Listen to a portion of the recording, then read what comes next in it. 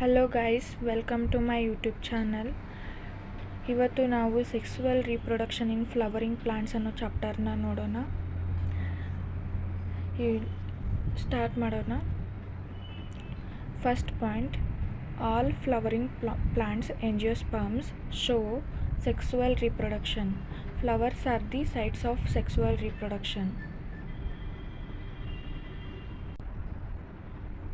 Flowering ಯಾವ plants flower ಮಾಡ್ತಾವಲ್ಲ ಅವೆಲ್ಲ ಸೆಕ್ಸುವಲ್ ರೀಪ್ರೊಡಕ್ಷನ್ನ ಶೋ ಮಾಡ್ತಾವೆ. ಮತ್ತು flowers are the sites of sexual reproduction. Sexual reproduction ಆಗಬೇಕಂದ್ರೆ flowers main important. Next pre fertilisation. ಇದರೊಳಗೆ ಸ್ಟ್ರಕ್ಚರ್ಸು ಮತ್ತು ಇವೆಂಟ್ಸ್ ನೋಡ್ತೀವಿ. Several hormonal and structural changes result in indifferentiation and development of the floral primordium. ಸಾಕಷ್ಟು hormonal ಮತ್ತು structural changes ಆಗಿಂದ ನಾವು differentiation ಮತ್ತು development of the floral primordium. Floral primordium means what?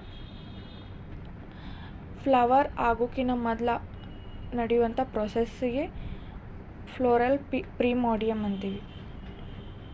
ಅದಾಗುತ್ತೆ. Inflorescence bear the floral buds and then the flowers. Inflorescence ಏನು ಮಾಡ್ತಾವೆ? Floral buds means flower ಆಗೋಕ್ಕಿಂತ ಮೊದಲ floral buds ಅಂತ ಆಗ್ತಾವೆ. ಅದಾದಮೇಲೆ ಫ್ಲವರ್ಸ್ ಆಗ್ತಾವೆ. Structure of a flower structure.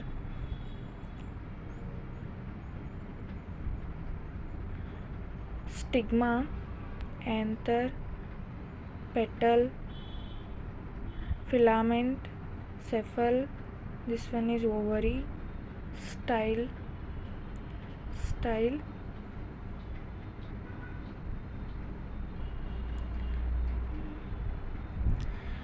A typical flower has two parts, androecium and gynoecium.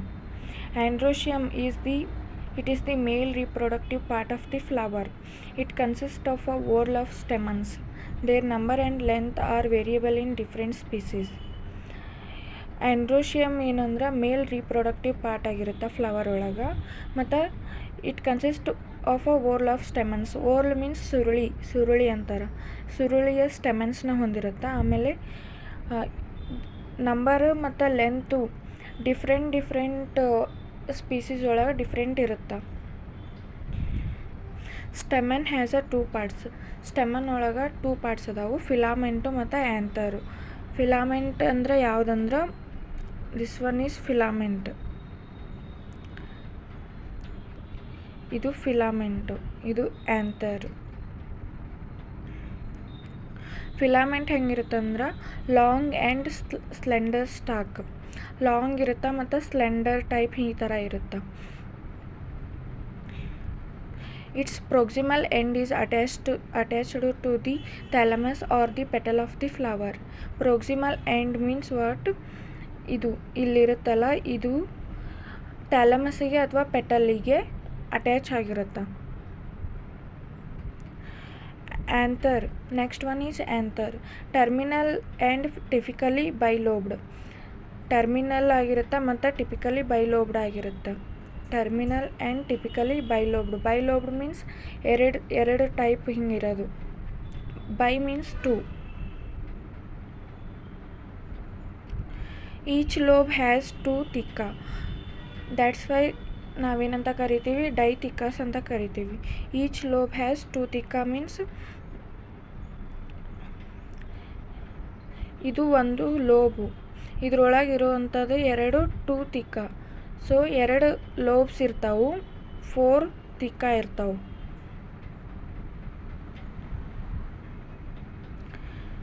Often a longitudinal groove runs lengthwise separating the ತಿಕ್ಕ.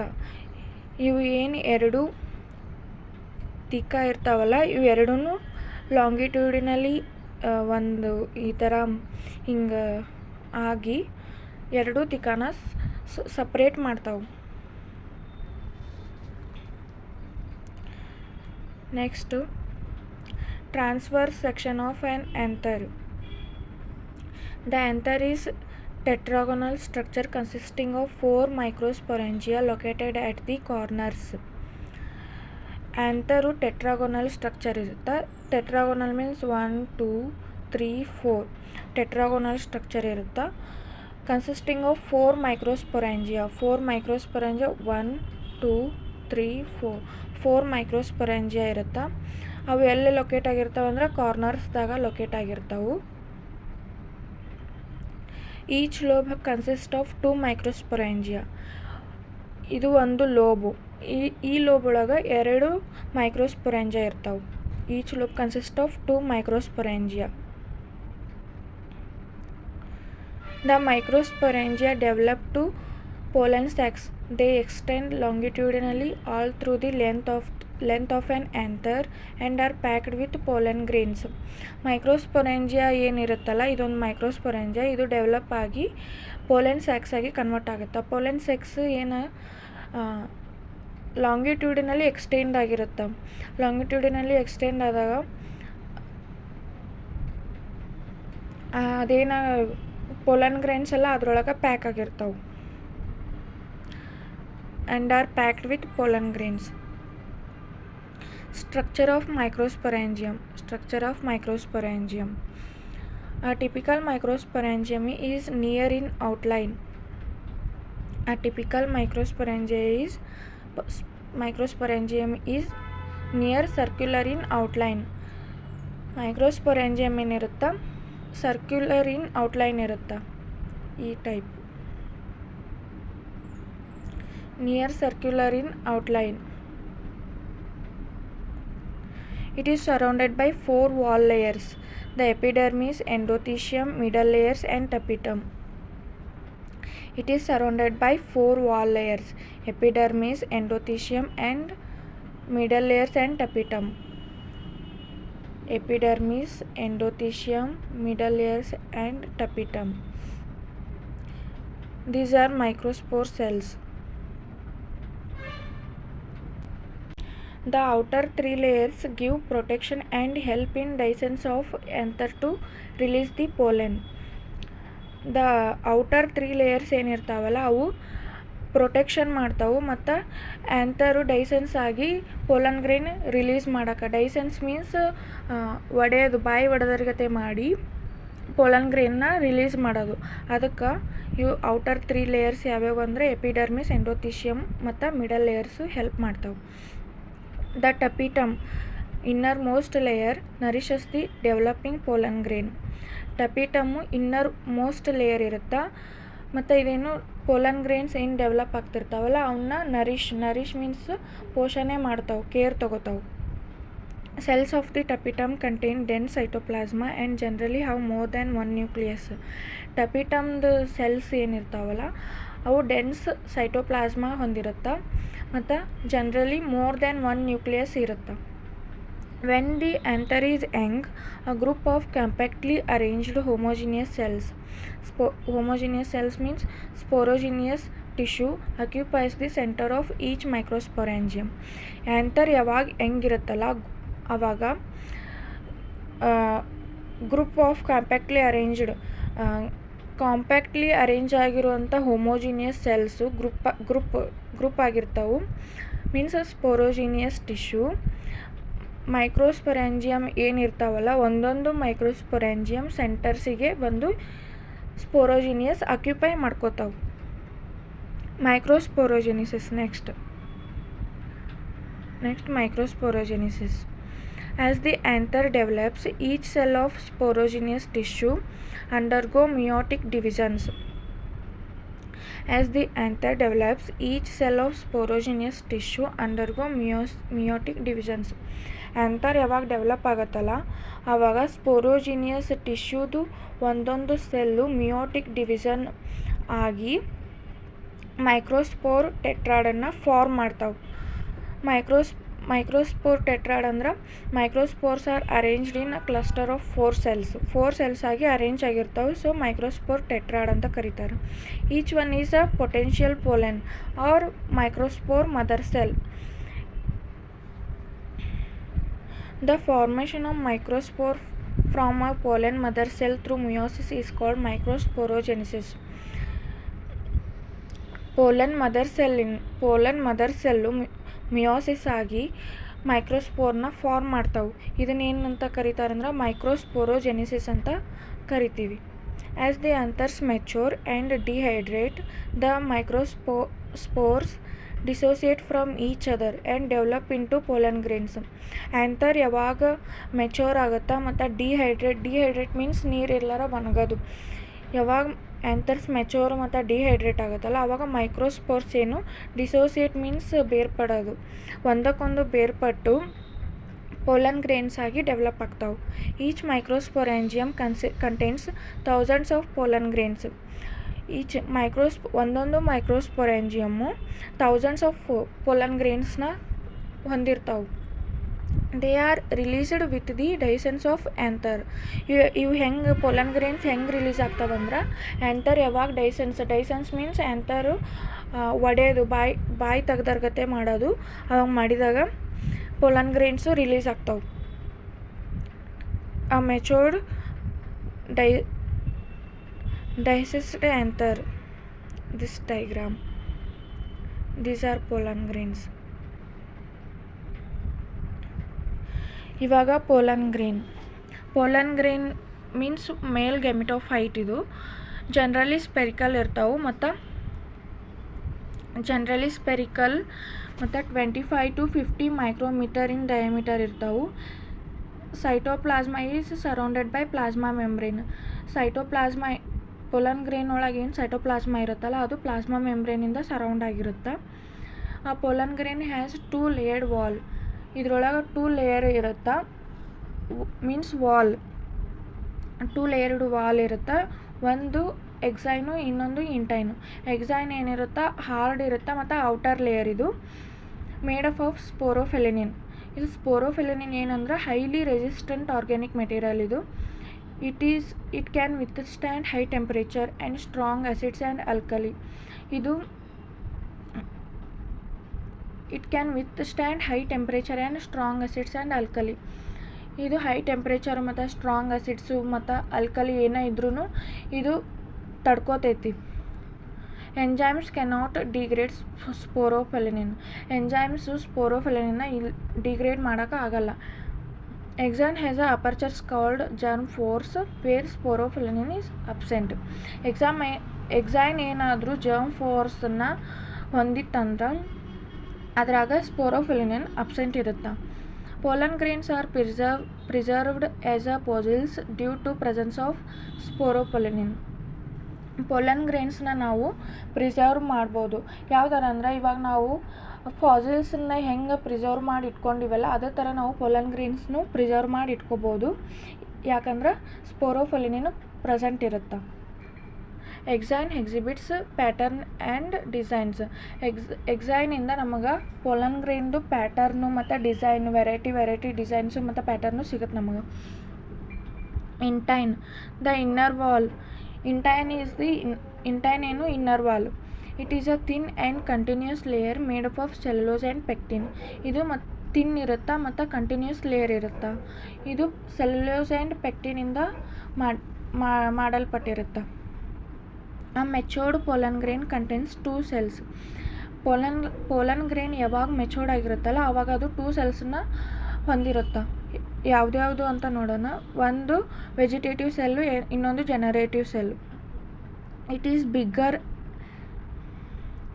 Vegetative cell and generative cell. It is bigger, has first one vegetative cell. It is bigger, has abundant food reserve and a large irregularly shaped nucleus. ಇದು bigger ಇರುತ್ತಾ, bigger and abundant food reserve, ಜಾಸ್ತಿ food reserve ಮಾಡ್ಕೊಂಡಿರುತ್ತಾ. And large irregularly shaped nucleus irregularly shaped ಇರುತ್ತೆ. Next one generative cell. It is small ಇರುತ್ತೆ and floats in the cytoplasm of the vegetative cell. ಇದು ಏನು vegetative ಸೆಲ್ದು ಸೈಟೋಪ್ಲಾಸ್ಮಾ ಇರುತ್ತಲ್ಲ ಅದ್ರೊಳಗೆ floats means ತೇಲಾಡೋದು, ಅದ್ರೊಳಗೆ ತೇಲಾಡ್ತಿರುತ್ತೆ. It is spindle shaped means ಈ ಥರ ಸ್ಪಿಂಡಲ್ ಶೇಪ್ಡ್ ಇರುತ್ತೆ with dense cytoplasm and nucleus. Dense means what? ದಟ್ಟವಾದ ಸೈಟೋಪ್ಲಾಸ್ಮಾ ಇರುತ್ತೆ ಮತ್ತು ನ್ಯೂಕ್ಲಿಯಸ್ ಇರುತ್ತೆ. In over 60% of angiosperms, pollen grains are shed at two-celled stage.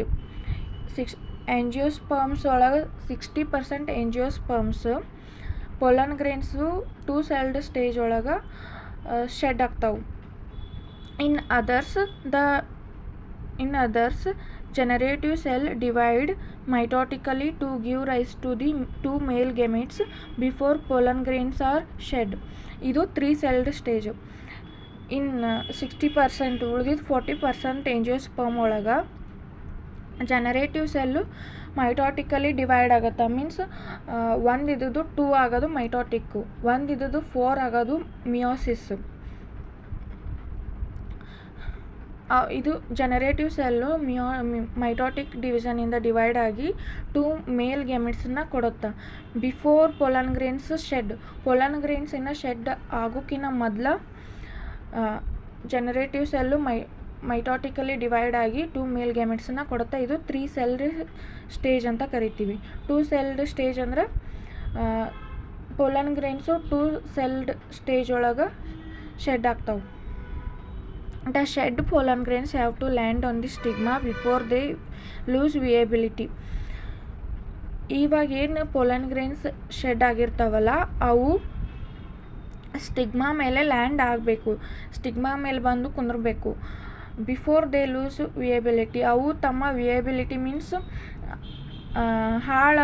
ಹಾಳಾಗೋಕ್ಕಿಂತ ಮೊದ್ಲನ, ಹಾಳಾಗೋದು means ಕೆಟ್ಟು ಹೋಗೋಕ್ಕಿಂತ ಮೊದ್ಲನ ವಿಯಬಿಲಿಟಿ. ಈಗ ಸೀಡ್ಸ್ ವಿಯಬಿಲಿಟಿ 3 months 1 month ಹಿಂಗಿರ್ತಾವೆ. ಅದಾದಮೇಲೆ ಅವು ಬೆಳೆಯೋಕ್ಕಾಗಲ್ಲ. ಸೊ ಅದಕ್ಕೆ ಬಿಫೋರ್ ದೇ ಲೂಸ್ ವಿಯಬಿಲಿಟಿ ಅವು ಸ್ಟಿಗ್ಮಾ ಮೇಲೆ ಬಂದು ಲ್ಯಾಂಡ್ ಆಗಬೇಕು. The viability period of pollen grain is variable. It depends on temperature and humidity. Viability period pollen ಗ್ರೇನ್ಸ್ದು ವೇರಿಯೇಬಲ್ ಇರುತ್ತೆ. ಅದು ಟೆಂಪ್ರೇಚರ್ ಮತ್ತು ಹ್ಯುಮಿಡಿಟಿ ಮೇಲೆ ಡಿಪೆಂಡ್ ಆಗಿರುತ್ತೆ. Viability of pollen grains of some cereals rice, wheat, etc rice 30 minutes ಅಷ್ಟೇ ಇರುತ್ತೆ. ಯಾವುದ್ಯಾವುದು rice ಮತ್ತು ವೀಟ್ದು. Some members of Leguminosae, Rosaceae and Solanaceae have a viability for months. Economic importance of pollen grains. These are rich in nutrients. ಇವು pollen grains nutrients rich ಇರ್ತಾವೆ. Pollen tablets are used as a food supplements. Pollen ಟ್ಯಾಬ್ಲೆಟ್ಸನ್ನು ನಾವು food supplements ಆಗಿ use ಮಾಡ್ತೀವಿ. Pollen tablets and syrups increase performance of athletes and race horses. Pollen tablets ಮತ್ತು ಸಿರಪ್ಸನ್ನು athletes ಮತ್ತು race horses ಇರ್ತಾರಲ್ಲ ಅವ್ರು ಯೂಸ್ ಮಾಡ್ತಾರೆ. ಇದೇನು ಪರ್ಫಾರ್ಮೆನ್ಸ್ ಇನ್ಕ್ರೀಸ್ ಮಾಡೋಕ್ಕೆ ಹೆಲ್ಪ್ ಮಾಡುತ್ತೆ pollen tablets. Pollen grains can be stored for years in a liquid nitrogen. Pollen ಗ್ರೇನ್ಸನ್ನ ನಾವು ವರ್ಷಾನುಗಂಟ್ಲೆ ನಾವು ಸ್ಟೋರ್ ಮಾಡಿ ಇಟ್ಕೋಬೋದು. ಎದ್ರಾಗಂದ್ರೆ liquid nitrogen. Temperature -196 degree Celsius ಇದ್ದಾಗ. They R used as a pollen banks similar to seed banks in crop breeding programs. Pollen banks ಮತ್ತು seed banks ಥರ ನಾವು ಹೆಂಗೆ ಸೀಡ್ಸನ್ನು ಸ್ಟೋರ್ ಮಾಡಿ ಇಟ್ಕೋತೀವಲ್ಲ ಆ ಥರ ನಾವು ಪೋಲನ್ ಬ್ಯಾಂಕ್ಸ್ ಮಾಡಿಕೊಂಡು ಪೋಲನ್ ಗ್ರೇನ್ಸನ್ನು ಸ್ಟೋರ್ ಮಾಡಿ ಇಟ್ಕೋಬೋದು. Pollen grains of some plants, example Parthenium or carrot grass. Parthenium or carrot grass are allergic for some people. It leads to chronic respiratory disorders, asthma, bronchitis, etc. Pollen grains, some plants the pollen grains some peopleಗೆ allergy ಇರುತ್ತೆ. Example ಯಾವುದಂದ್ರೆ Parthenium or carrot grass. ಇದೇನಾಗುತ್ತೆ ಅಂದ್ರೆ chronic respiratory disorder ಮತ್ತು asthma ಬರುತ್ತೆ, bronchitis ಎಟೆಕ್ಸ್ಟ್ರಾ ಡಿಸೀಸ್ಗಳು ಬರ್ತಾವೆ.